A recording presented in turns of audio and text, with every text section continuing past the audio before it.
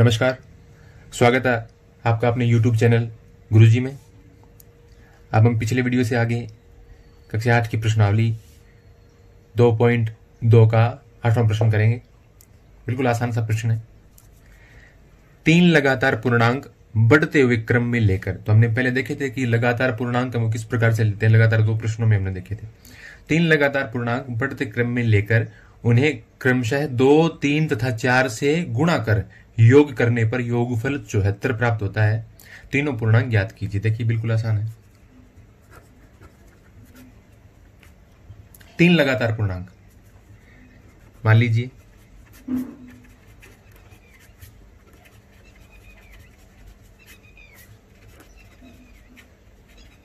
माना 3 लगातार पूर्णांक, कल मैंने आपको बताया था x प्लस 1 x प्लस 2 इस प्रकार से माने जाते हैं। जैसे आपको लगातार 3 पूर्णांक लेने हो, पूर्णांक देखो, आपको मैंने इस प्रश्नावली के पहले वीडियो में बताया था कि पूर्णांक क्या होते हैं।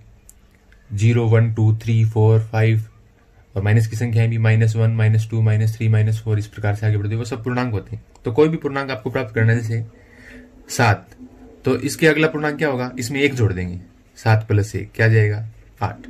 फिर उससे अगला पूर्णांक क्या होगा, 7 में 2 जोड़ देंगे, कितना हो जाएगा 9। फिर 3 जोड़ देंगे 10 आ जाएगा। तो लगातार पूर्णांक कैसे आते हैं, 7, 8, 9। तो एक पूर्णांक हमने x मान लिया, तो लगातार उससे अगला पूर्णांक क्या आएगा, उसमें 1 जोड़ दिया, फिर उसमें 2 जोड़ दिया। अब इन्हें क्या करना है, 2, 3 और 4 से गुणा करना है। इन्हें 2, 3, 4 से गुणा करने पर और इनका जोड़ यानी योगफल कितना हो जाता है, 74 हो जाता है, 74 हो जाता है। तो पहले इनको 2, 3, 4 से गुणा करें। क्रमशः का मतलब लगातार, मतलब पहला पूर्णांक उसको 2 से करना है, दूसरा पूर्णांक उसको 3 से करना है, तीसरा पूर्णांक उसको 4 से करना है।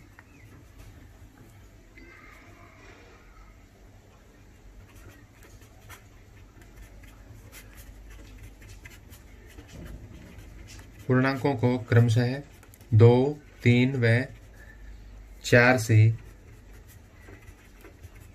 गुणा करने पर क्या बन जाएंगे ये। पहले x को कितने से गुणा कर दिया हमने, 2 से। दूसरा पूर्णांक x प्लस 1, इसको किससे गुणा कर देंगे, 3 से। तो 3 के गुणा में आ गया x प्लस 1। फिर 4 से, तो तीसरा पूर्णांक हमारा x प्लस 2, इसको हमने गुणा कर दिया 4 से। अब क्या दे रखा है प्रश्न में, इन तीनों पूर्णांकों का योगफल 2, 3, 4 से गुणा करने के बाद में 74 हो जाता है। तो इन तीनों का जोड़ बराबर 74।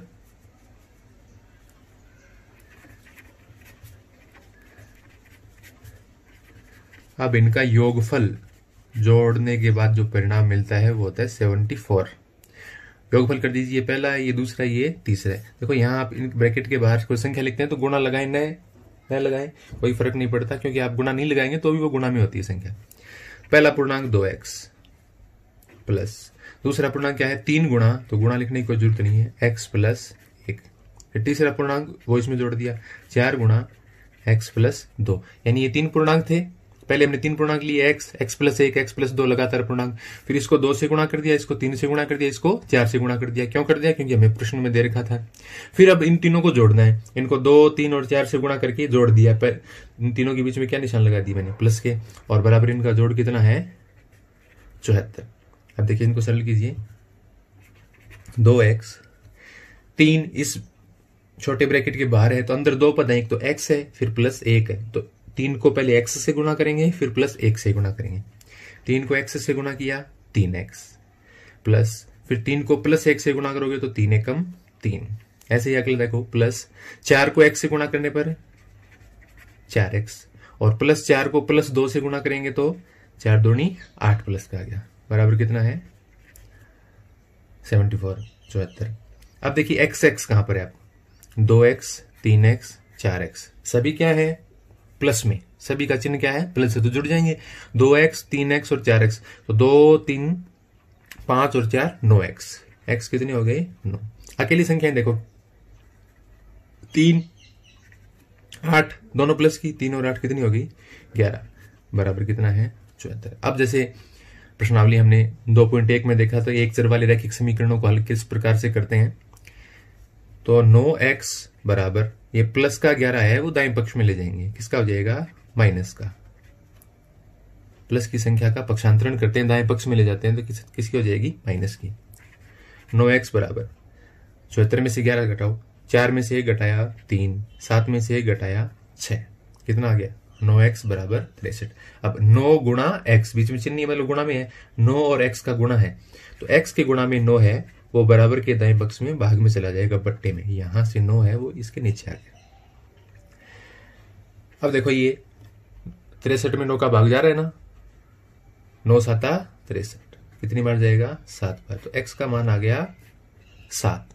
अभी उत्तर खत्म नहीं हुआ है, हमें क्या करना है प्रश्न में देखिए, तीनों पूर्णांक ज्ञात कीजिए। तो तीनों पूर्णांक ज्ञात कर लेंगे। फर्स्ट पूर्णांक क्या था? 3 लगातार पूर्णांक लिए थे x, तो x का मान हमारे पास आ गया 7। सेकंड पूर्णांक क्या था? x प्लस 1, लगातार है ये, तो आपको समझ गए होगे 7 8 और 9 आएंगे, दूसरा आ गया 8। तीसरा पूर्णांक क्या था? x प्लस 2, x का मान 7 और इसमें प्लस 2, 7 और 2 कितने हो गए? 9। 7 8 और 9। अब ये 3 संख्याएं लगातार पूर्णांक थी ये, जिनको 2 3 4 से गुणा करने पर 74 आता है। आप अपने उत्तर की जांच भी कर सकते हैं। 7 8 और 9 को, 7 को 2 से गुणा करो, 8 को 3 से गुणा करो, 9 को 4 से गुणा करो, तो इनको जोड़ने पर कितना आएगा? 74। आप जांच कर सकते हैं अपने। अगला प्रश्न देखिए, राहुल और हारून की वर्तमान आयु में अनुपात 5:7 है। मैंने इससे पहले वाली प्रश्नों में मैंने आपको बताया था कि जब अनुपात दे रखा हो किन्हीं की आयु का या दो राशियों का, तो आप उनको क्या मान लेंगे? उन राशियों को उनके आगे x लगा देना। क्या हो जाएगा ये? 4 वर्ष बाद उनकी आयु का योग 56 वर्ष हो जाएगा। उनकी वर्तमान आयु क्या है? देखिए, माना राहुल और हारून की वर्तमान आयु क्या मानेंगे आप? अनुपात इनका 5:7 दे रखा है, तो वर्तमान आयु हम मान लेंगे 5x व 7x वर्ष है, यानी इतने साल के हैं। अनुपात आपको दे रखा है, उनके आगे x लगा दो। राहुल की 5x, हारून की 7x। 4 वर्ष बाद उनकी आयु का योग 56 वर्ष हो जाएगा। 4 साल बाद, जैसे आज आप 12 साल के हैं, तो 4 साल बाद कितने हो जाएंगे? 12 में 4 जोड़ देंगे, कितने के हो जाएंगे? 16 के। तो 4 साल बाद इनकी आयु देखने के लिए हम क्या करेंगे? इनकी जो वर्तमान आयु है, आज के दिन जितने साल के ये हैं, उसमें हम क्या जोड़ देंगे? 4 वर्ष बाद किसी की भी आयु क्या होगी? आज की आयु में 4 साल जोड़ देंगे। 4 वर्ष बाद राहुल की आयु कितने वर्ष का हो जाएगा? राहुल की कितनी थी आयु पहले? आज के दिन कितनी है? 5। 4 साल बाद कितनी हो जाएगी? 5x plus 4। फिर यही 4 वर्ष बाद हारून की आयु, हारून की वर्तमान आयु कितनी है? 7x। 4 साल बाद कितनी हो जाएगी? इसमें हम 4 जोड़ देंगे। 4 वर्ष बाद उनकी आयु का योग कितना है? 56 वर्ष हो जाएगा। तो 4 साल बाद दोनों की आयु ये है और इनका जोड़ कितना है? 56 है, तो इनको दोनों को जोड़ देंगे। 4 वर्ष बाद दोनों की आयु का योग, योग का मतलब जोड़, बराबर प्रश्न में आपको दे रखा है 56 वर्ष। जोड़ दीजिए आप। 4 वर्ष बाद, 4 वर्ष बाद राहुल की आयु तो थी 5x प्लस 4 और हारून की आयु थी 7x प्लस 4। अब इन दोनों का क्या करना है? योग। जोड़ दिया इन दोनों को, और दोनों का जोड़ कितना है? 56 प्रश्न के अनुसार। अब x के देखो, 5x और 7x दोनों प्लस के हैं, जोड़ दीजिए। 5x और 7x कितने हो गए? 12x। संख्याएं देखिए, 4 और 4 दोनों प्लस के हैं, 4 और 4 8 बराबर 56। अभी आगे इससे सवाल देखो, हर सभी सवाल हैं वो इसी प्रकार के बन जाते हैं। तो इनको समझने के लिए पहले आपको प्रश्नावली 2.1 का जो मैंने वीडियो बनाया है, जिसका लिंक मैं डिस्क्रिप्शन में दे दूंगा, नीचे आप चेक करेंगे तो उसमें आप देख सकते हैं। तो उसके बाद में ही आपको हल करना बिल्कुल आसान लगेगा। क्या हो गया ये देखिए, 12x, यहां 8 जुड़ा हुआ है प्लस, इसको दाएं पक्ष में ले जाएंगे। किसका हो जाएगा, माइनस का। x क्या है, हमारे पास एक चर है, तो इसको आप बाईं तरफ रखो, बाकी सभी संख्याएं दाईं तरफ ले जाओ। कितना आ गया ये, 12x बराबर 56 में से 8 घटाइए, 56 में से 8 घटाएंगे कितने आएंगे, 48। अब x के गुणा में कितना है, 12, वो दाएं पक्ष में कहा जाएगा, भाग में आ जाएगा। x बराबर यहां से 12 हटा दिया और वो कहां पर आ जाएगा, 48 के नीचे, दाएं पक्ष के हर में आ जाएगा। ये अंश होता है, ये हर होता है। बाएं पक्ष में गुणा में कोई अंश में है, वो दाएं पक्ष में हर में आएगा, और यदि कोई हर में है और वो दाएं पक्ष में ले जाए तो वो अंश में चला जाएगा। कितना आ गया ये, x बराबर 12 चौके 48, 12 का पढ़ा बोलिए आप 4 बार, 12 चौके 48, x बराबर आ गया 4। अब आपको बतानी है उनकी वर्तमान आयु क्या है, उनकी वर्तमान आयु क्या है। देखिए पहला नाम किसका है, राहुल। राहुल की वर्तमान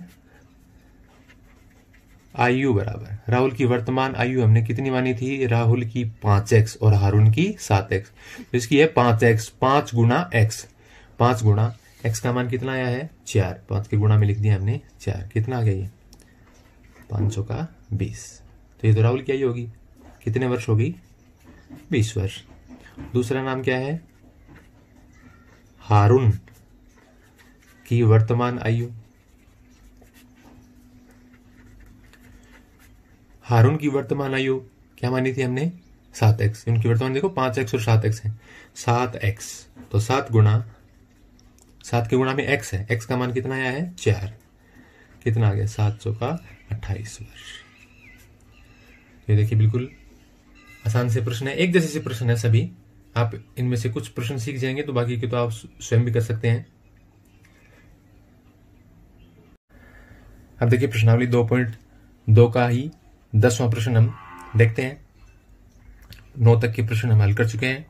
10वां प्रश्न देखिए,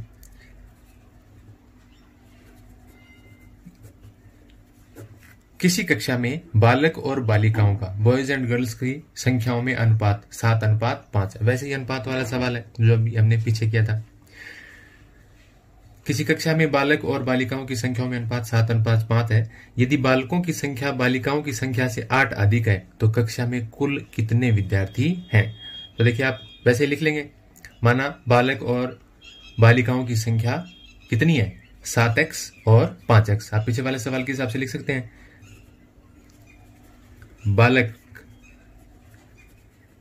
बालकों की संख्या आप लिख देंगे, पिछले सवाल के हिसाब से लिख देना, बालकों की संख्या 7x और बालिकाओं की यानी गर्ल्स की संख्या है, बालिकाओं की संख्या बराबर 5x।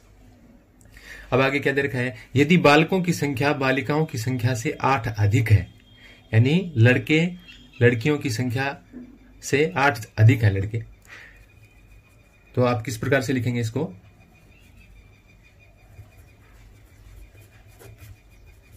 लड़कों की संख्या या बालकों की लिख देना,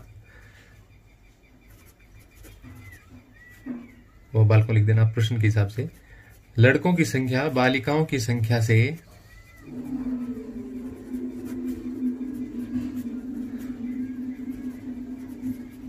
8 अधिक है।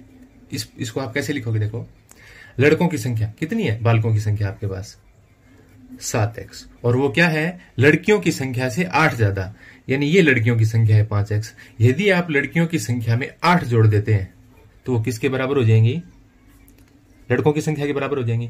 मान लीजिए एक कक्षा में 10 लड़के हैं और उस कक्षा में लड़कों की संख्या 18 है, तो लड़कियों की संख्या को बराबर करने के लिए क्या करेंगे, यदि लड़कियों की संख्या 10 में 8 जोड़ दें तो वो भी कितनी हो जाएंगी, 18 हो जाएंगी।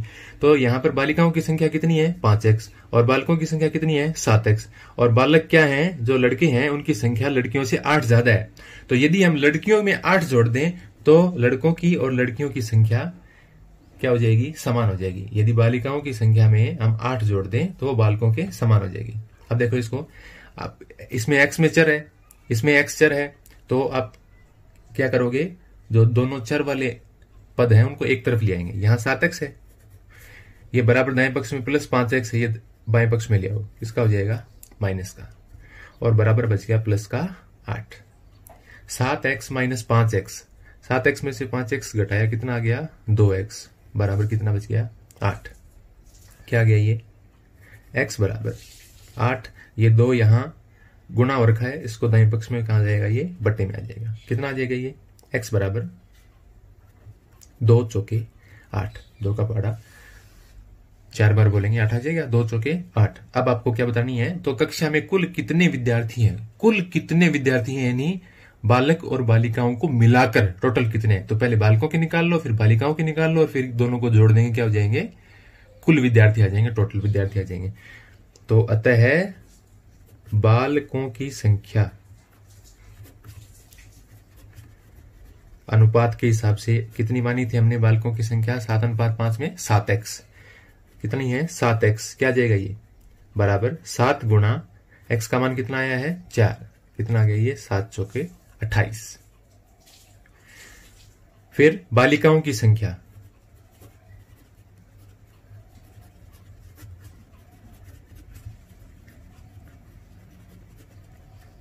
कितनी है 5x,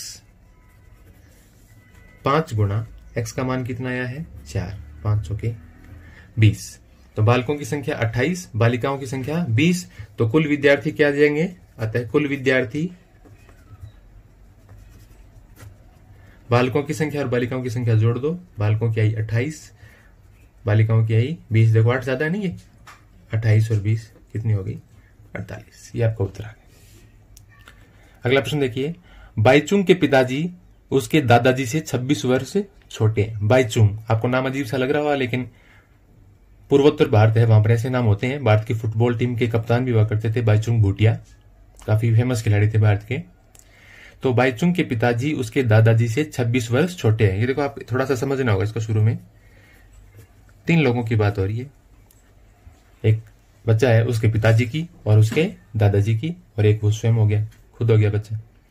तो इसमें आपको दे रखा है कि उसके जो पिताजी हैं बाईचुंग के, वो दादाजी से 26 वर्ष छोटे हैं और उससे 29 वर्ष बड़े हैं। यानी बाईचुंग के पिताजी उसके दादाजी से 26 वर्ष छोटे हैं, लेकिन बाईचुंग से 29 साल बड़े हैं। कैसे लिखेंगे देखो, आप इस प्रकार से समझने के लिए लिख देता हूं मैं एक बार। पिताजी, दादाजी, बाईचुंग, ये बेटे का नाम हो गया मतलब। अब मान लीजिए हमने माना पिताजी की आयु क्या है x वर्ष, पिताजी की आयु क्या मान ली हमने x वर्ष। तो पिताजी क्या है, दादाजी से 26 वर्ष छोटे हैं। पिताजी दादाजी से 26 साल छोटे हैं, मतलब दादाजी पिताजी से 26 साल बड़े हैं। तो दादाजी की आयु क्या हो जाएगी x प्लस 26। देखो पिताजी, प्रश्न में क्या देखा है, पिताजी दादाजी से 26 वर्ष छोटे हैं, मतलब दादाजी 26 वर्ष बड़े हैं। तो हम पिताजी की आयु में यदि 26 जोड़ दें तो क्या आ जाएगी दादाजी की आयु। बाईचुंग जो है उसके पिताजी उससे 29 वर्ष बड़े हैं। बाईचुंग के पिताजी उससे कितने वर्ष बड़े हैं, 29 वर्ष बड़े हैं। यानी बाईचुंग क्या है, अपने पिताजी से 29 वर्ष छोटा है, 29 साल। तो पिताजी की आयु में से यदि हम 29 घटा दें तो किसकी आयु आ जाएगी, बाईचुंग की। यानी उसके दादाजी तो 26 वर्ष बड़े हो गए, क्योंकि प्रश्न में देखा, आप देखो ये दे रखा है कि पिताजी उसके दादाजी से 26 वर्ष छोटे हैं। तो पिताजी छोटे हैं 26 वर्ष, तो मतलब दादाजी 26 वर्ष बड़े हो गए। तो हमने पिताजी की आयु यदि x मान लें, आप इस सवाल को 2-3 तरीके से कर सकते हो। पिताजी की आयु x है तो दादाजी की होगी x प्लस 26, और बाईचुंग क्या है, अपने पिताजी से 29 साल छोटा है। प्रश्न में यह देखा है कि पिताजी 29 साल बड़े हैं, तो मतलब बेटा क्या है 29 साल छोटा है। तो पिताजी की आयु में से हमने क्या घटा दिया, 29 घटा दिया। फिर क्या है, इन तीनों की आयु का योग 135 वर्ष है। या आप इसको लिख देना यहाँ से, माना बाईचुंग के पिताजी की आयु x वर्ष है, अतः बाईचुंग की आयु x माइनस 29 वर्ष, दादाजी की आयु बराबर x प्लस 26 वर्ष। इन तीनों के माना लगा के आप लिख सकते हैं। फिर इन तीनों की आयु का योग, प्रश्न में क्या दे रखा है, तीनों की आयु का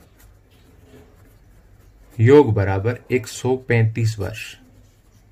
यानी तीनों की उम्र जोड़ दें तो 135 साल आती है। जोड़ दीजिए तीनों की उम्र।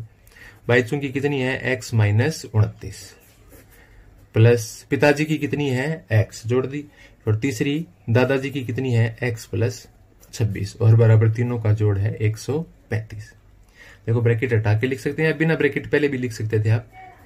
ब्रैकेट हटा देता हूं मैं, क्योंकि बाहर प्लस का निशान है इस ब्रैकेट के तो अंदर वाले चिन्ह हैं वो सेम रहेंगे। यदि बाहर माइनस का चिन्ह होता है ब्रैकेट के तो अंदर के सारे चिन्ह बदल जाते हैं।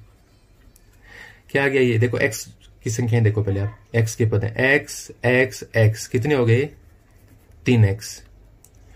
और संख्याएं देखो -29 और +26, एक माइनस की और एक प्लस की तो घटेंगी। 29 में से 26 घटाओगे 3 बचेंगे। अब 29 में से बचा है तो किसका बचेगा ये चिन्ह क्या आएगा, -29 प्लस 26 क्या बचेगा, -3 बराबर आपके पास है 135। क्या गया ये 3x बराबर माइनस का 3 दाएं पक्ष में ले जाएंगे, किसका हो जाएगा ये प्लस का।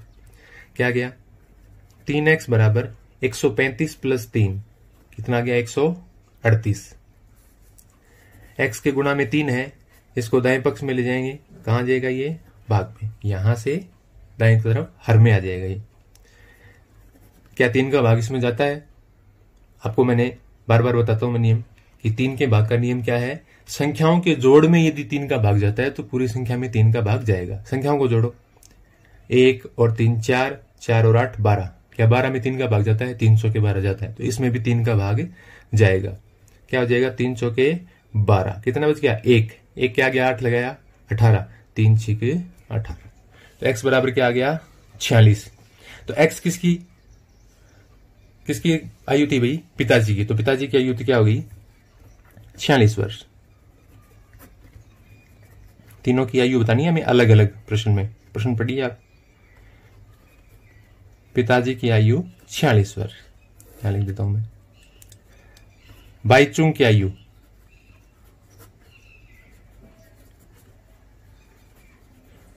क्या मानी थी हमने, x माइनस 29, x का मान कितना है, पिताजी की आयु 46 और वो 29 साल छोटा है, 29 घटा दिया इसमें से, 46 में से 29 घटाओगे, यहां लिख के घटा सकते हो आप। 16 में से 9 घटाया 7 और 3 में से 2 घटाया 1, बाईचुंग की आयु कितने वर्ष आ गई 17 वर्ष। फिर बच गए दादाजी की आयु बराबर, दादाजी की आयु क्या हो जाएगी x प्लस 26, x कितना है 46 और प्लस 26, 46 में 26 जोड़ दीजिए, 6 और 6 12 का 2, कितना लगा 1, 4 2 6 और 1 7, कितनी आ गई 72 वर्ष। तो आप इन तीनों को जोड़कर देख सकते हो, 46 72 और 17, इनका जोड़ कितना आएगा 135। इस प्रकार से आप अपने उत्तर की जांच भी कर सकते हो।